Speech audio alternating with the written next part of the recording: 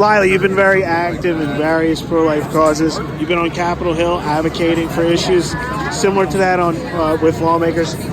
What's the number one issue in this Congress you like to see lawmakers tackle when it comes to the pro-life Defund cause? Planned Parenthood. Defund the biggest abortion chain. We're funding them $1.5 million a day, and they kill 900 babies every single day, and it needs to stop.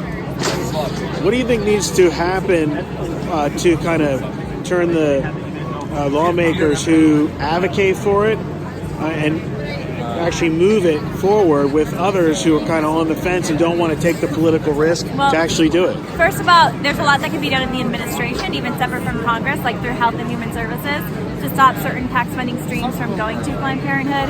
And then second of all, there's been a lot of talk about the border wall. The government's on a shutdown right now over the border wall, border security.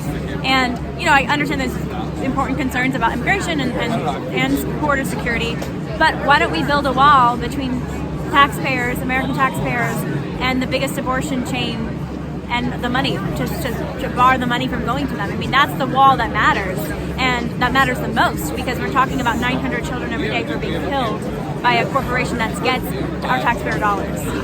When Planned Parenthood says, well, the tax dollars don't go specifically toward abortion services, how do you respond to that claim? That's like a football stadium say, well, we don't do football, we sell hot dogs. Planned Parenthood's focus is abortion. Their CEO recently even admitted it on Twitter. She said our primary focus is making sure that there's abortion rights, abortion access, as they call it. And abortion is their cash cow.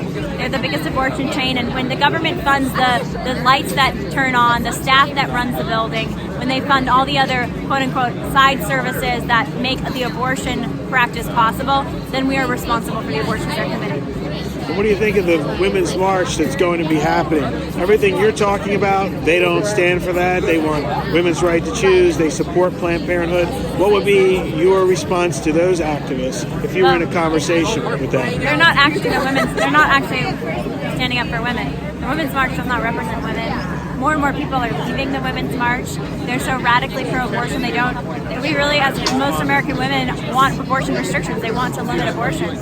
But the Women's March is totally opposed to that. So it's melting down, the Women's March, and the March for Life continues to grow. And it's because this is the most important human rights issue of our day, and it's pro-woman, it's pro-child, it's pro-father. And the last question for you, I interviewed some Democrat lawmakers recently who are still standing by the cause of the Women's March, despite the refusal of one of the founders to denounce Farrakhan.